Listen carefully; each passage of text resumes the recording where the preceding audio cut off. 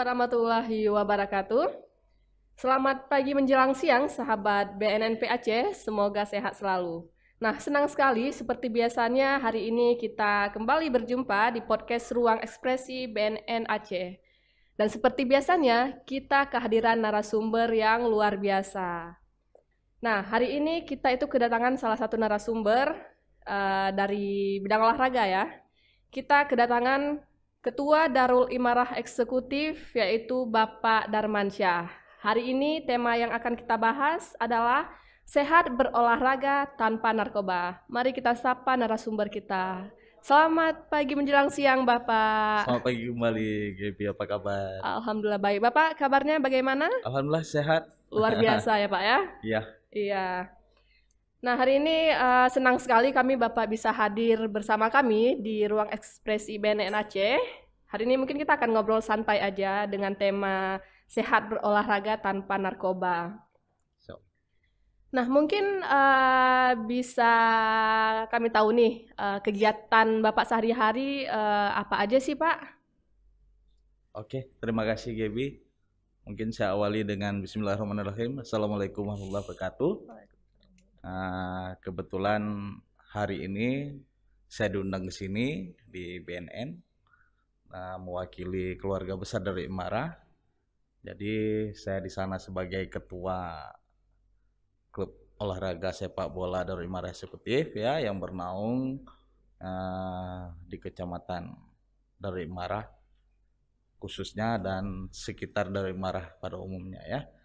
Sebelumnya saya sampaikan salam dari presiden klub kami, kebetulan beliau di luar kota ya, yang bertugas di luar kota sebagai Kajari Kota Medan, Bapak Teguh Rahmansyah ya, beliau yang selalu membina, membimbing kami untuk terus berjalan klub ini, senantiasa rutinitas kita berolahraga bersama, menjaga silaturahim, terutama kepada mereka-mereka yang hobinya olahraga, sepak bola, para mantan pesepak bola yang ada di Kecamatan Darul Imarah, umumnya di Aceh Besar.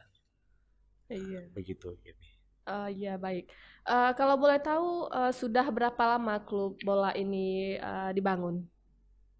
Alhamdulillah lewat kebersamaan klub ini sudah berdiri lebih kurang 2 tahun yang lalu. Wah, luar biasa ya. Ya. Jadi memang para pemain bolanya itu yang eksekutif ya Pak ya?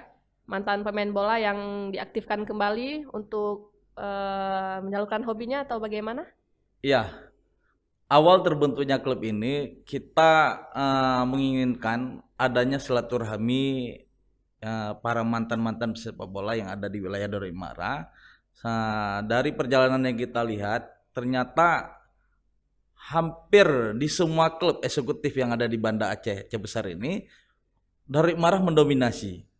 Itu wajar karena kenapa? Darul Imarah itu adalah kecamatan terbesar yang ada di Aceh Besar dengan jumlah penduduk hampir 60.000 jiwa itu, sehingga kita berinisiatif bersama teman-teman, ayo kita bentuk satu wadah pemersatu di kecamatan kita. Kita bersepakat dengan nama Darul Imarah Eksekutif. Jadi klub ini dengan nama eksekutif tentu ya orang akan melihat bahwa ini adalah klub bola dengan jenjang umur masa pensiun. Dalam artian usia produktif itu sepak bola ada di 17 sampai 30 tahun ya mungkin ya. Tapi kita lebih dominan kepada umur di atas 30 tahun. Ya, di atas 30 tahun bahkan hampir 50% itu berusia 50 tahun. Udah usia emas. Wah. Nah, karena ini kita membawa wadah kecamatan ya. Kecamatan kita itu besar, muncul masukan dalam perjalanan. Bagaimana kalau kita juga sisipkan usia tanggung? Ya, usia tanggung itu maknanya yang 25 tahun sampai dengan 35 tahun ikut juga bergabung. Di samping kita punya target-target adalah bagaimana semua potensi yang ada di sepak bola Darul Imarah itu kita bina dari usia yang produktif sampai dengan komunikasi dan silaturahmi usia eksekutif tetap ada. Jadi kita punya misi panjang, tidak hanya menyalurkan hobi silaturahmi, namun juga pembinaan. Mudah-mudahan semua komponen yang ada di Darul Imarah ikut mendukung, terutama muspikanya. begitu. Ya, amin. Wah, luar biasa. Berarti usia ini usia eksekutif tidak menghalangi kita ya untuk tetap aktif pada hobi kita. Ini luar biasa sekali. Jadi walaupun di usia yang sudah bukan produktif lagi, tapi masih tetap bisa berolahraga ya, bisa melakukan hal-hal positif lah dengan berolahraga. Betul Wah, luar sekali. biasa. Dan juga Ya. mulai melakukan pendidikan kepada yang di usia produktif. Ya, Ya. kita sedang mencoba membina juga generasi muda kita dari usia remaja sampai dengan usia yang masih produktif, supaya mereka itu punya wadah, punya pembinaan yang tepat, sehingga prestasi nanti juga akan mengikuti. Saya rasa dengan keyakinan itu insya Allah bersama-sama kita bisa. Iya, wah luar biasa. Nah, berbicara tentang produktif, mungkin banyak sekarang ya di Aceh khususnya kasus narkoba itu termasuk tinggi. Nah, itu apakah menurut Bapak ini ya, saya tanyakan, apakah salah satu faktornya itu kurangnya produktif atau pergaulan atau bagaimana? Boleh sedikit kami tahu pendapat dari Bapak? Ya, memang narkoba menjadi suatu momok yang menakutkan ya di kalangan generasi kita ya. Karena narkoba merusak sendi-sendi pemikiran yang positif, sehingga merusak juga tatanan dalam kehidupan bermasyarakat ya. Jadi saya rasa pembinaan generasi muda itu penting. Namun jauh lebih penting adalah pembinaan akhlak sebenarnya sih. Jadi olahraga itu hanya mendukung dalam perjalanan berikutnya. Kalau berbicara tentang narkoba ini, pembinaan dasarnya adalah lingkungan, meliputi lingkungan keluarga, lingkungan tempat dia tinggal, tempat dia bergaul, itu semua punya pengaruh sebenarnya. Ya, jadi bicara narkoba ini bisa kena siapapun. Kena siapapun itu narkoba, mulai dari remaja bahkan sampai orang tua, itu dengan berbagai faktor ya. Jadi kami sebagai praktika melihat ini sebagai sesuatu yang harus sama-sama kita perangi ya. Jadi olahraga, melakukan sesuatu aktivitas yang positif, tentunya juga ikut mengambil andil dalam hal ini. Namun yang terpenting adalah pembinaan akhlak dari sisi keluarga. Kalau menurut kami sih ya. Jadi lingkungan itu adalah dunia keduanya. Nah, ketika dalam keluarga itu tertata dengan baik, ya, arahan pembinaan akhlak itu baik, kemudian lingkungan juga mengambil peran penting, ya, di samping tempat dia bergaul. Saya rasa kita olahraga ini sebagai wadah bagaimana menciptakan kegiatan yang efeknya positif. Mudah-mudahan dengan berolahraga dia sehat, tentunya dia juga tidak ingin hal-hal negatif menghampiri dirinya, termasuk narkoba. Ya. Begitu, Gaby. Luar biasa. Benar seperti yang Bapak sampaikan ya, bahwa lingkungan keluarga itu yang paling penting dulu dibina di situ. Pasti, ya. Karena manusia terlahir itu ibarat kertas putih kan. Benar. Kita mewarnai seperti apa dia? Nah, mau warnai merah, merahlah dia. Mau warnai hitam, hitamlah dia. Kan begitu kan? Iya, jadi peran orang tua itu sangat penting. Jadi sejak kecil itu bagaimana pembinaan akhlak yang paling penting dulu. Karena kenapa?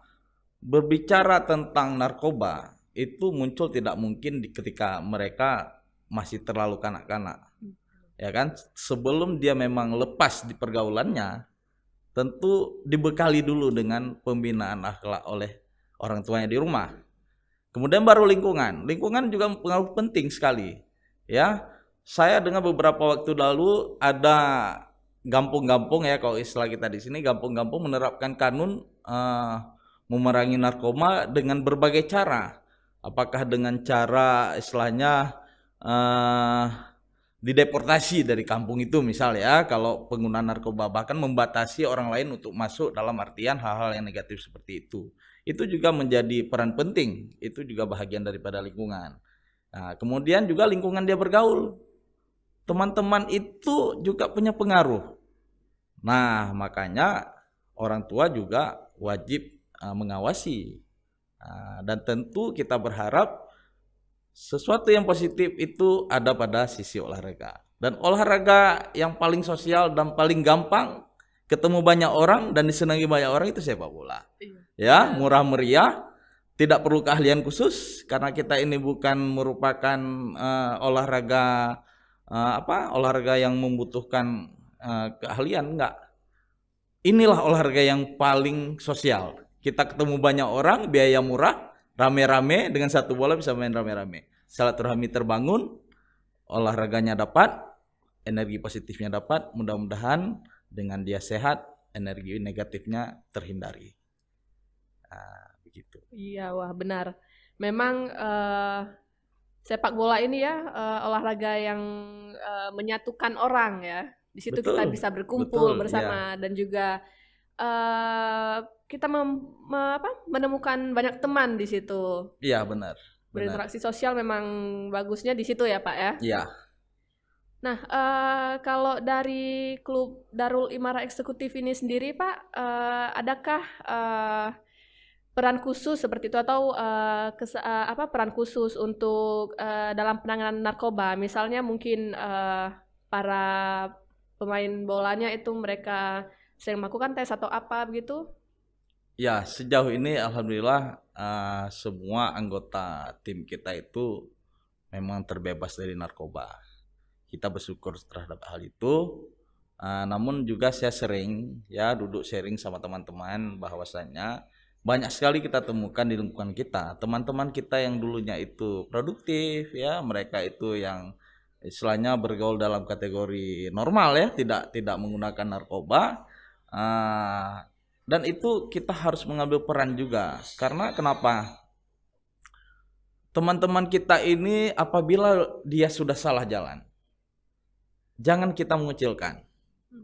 Nah, itu yang salah. Kalau kita mengucilkan itu salah. Kenapa? Siapa lagi? Kalau bukan kita di situ sebagai teman baiknya ya, bagaimana kita mengajak dia itu ke arah lingkungan yang lebih baik. Dan salah satunya dengan berolahraga. Jadi alhamdulillah dengan dari Imarah Eksekutif ya kita mencoba juga hal-hal seperti itu, walaupun dalam skuad kita itu alhamdulillah semuanya terbebas dari penyalahgunaan narkoba. Begitu. Ya, alhamdulillah memang olahraga ini merupakan suatu wadah yang positif, wadah yang baik untuk kita melakukan hal-hal yang positif ya, terjauh betul. Dari narkoba terutama karena di situ membangun lingkungan yang sehat. Ya. Nah, mungkin ini yang sedikit saya mau tanyakan lagi, sejauh mana sih olahraga itu dapat mencegah penyalahgunaan narkoba yang seperti Bapak sampaikan tadi sudah banyak masukannya. Mungkin lebih spesifik bagaimana sih olahraga itu dapat mencegah dari penyalahgunaan narkoba? Iya, kalau kita lihat siapa saja sih yang menggunakan narkoba, kan begitu. Semua tingkatan umur, hampir semua tingkatan umur, tidak hanya remaja, orang dewasa juga, bahkan kalau kita lihat orang tua sekalipun bisa salah dalam hal penyalahgunaan narkoba ini. Nah, jadi kenapa olahraga itu bisa membawa dampak yang baik?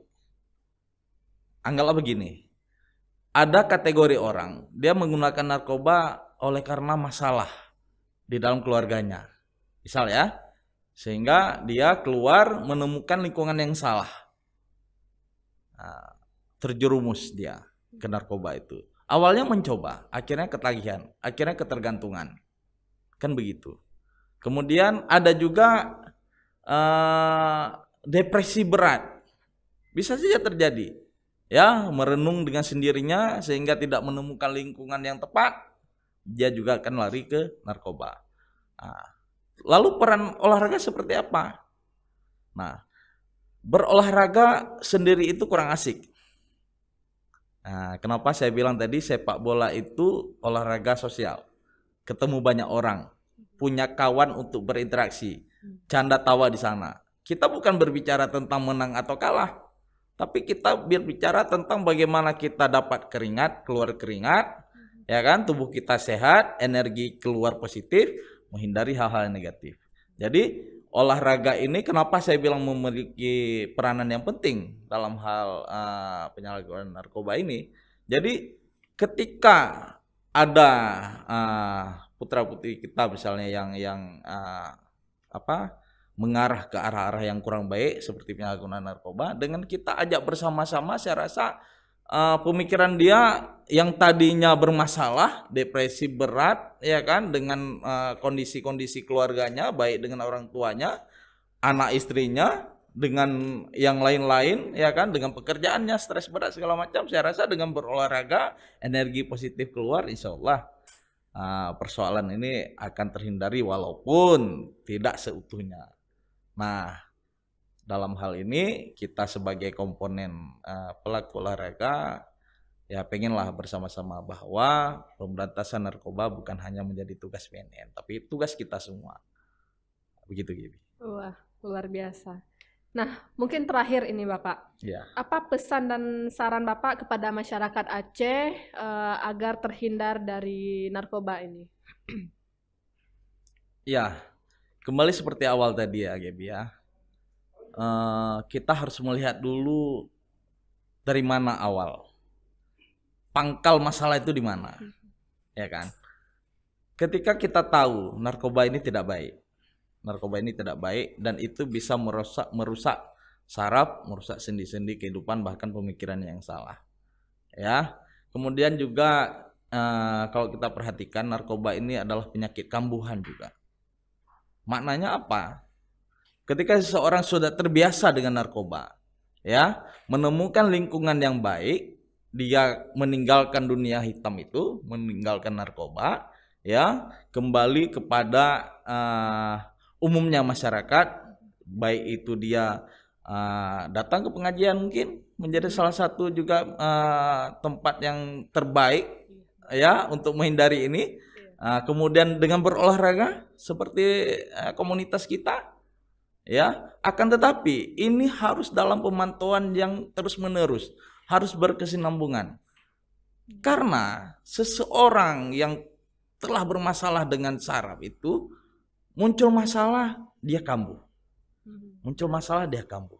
Nah, jadi kita menginginkan bahwa masalah pemberantasan narkoba ini jangan hanya menjadi tugas BNN. Ya, BNN merupakan badan yang menangani hal itu. Tapi peran penting dari mulai keluarga, lingkungan, baik itu lingkungan tempat dia hidup, ya, di kampung atau di komplek atau dimanapun dia tinggal, kemudian lingkungan dia bergaul, dan tentunya bersama siapa komunitasnya berkumpul. Nah, jadi saya rasa masalah narkoba ini menjadi masalah kita semua, ya. Kami sebagai praktisi olahraga, terutama sepak bola, mengajak kita semua masyarakat Aceh, ya, khususnya bagi kami yang ada di Darul Marah dan Aceh Besar, ya, ayo, masalah ini bukan masalah sepele. Ini bisa merusak tatanan kehidupan kita, bisa merusak semuanya. Jadi ini tugas kita semua. Para tengku-tengku, ayo galakkan dengan pengajian, insya Allah ini juga akan menghindari. Kemudian dengan berolahraga, tentunya dengan edukasi yang positif. Mudah-mudahan semua ini perlahan, karena ini nggak bisa instan. Nah, ini nggak bisa instan. Ini butuh perjalanan panjang. Karena kenapa? Proses di awal juga panjang. Sampai dengan hari ini saya rasa bukan bahan baru. Ya, jadi ketika wabah narkoba ini muncul, bukan serta-merta muncul tiba-tiba, tapi butuh perjalanan panjang sampai dengan puncak-puncaknya seperti hari ini. Menjadi keresahan kita semua. Nah, jadi dalam pencegahan ini juga butuh proses. Dan proses itu adalah tanggung jawab kita semua. Mulai dari hari ini generasi anak-anak kita sampai dengan orang tua, karena narkoba tidak melihat faktor umur, semua bisa kena. Jadi hanya kita bisa memerangi bersama-sama, dan itu bukan hanya tugas BNN. Begitu Gibi, saya rasa. Ya, wah, luar biasa.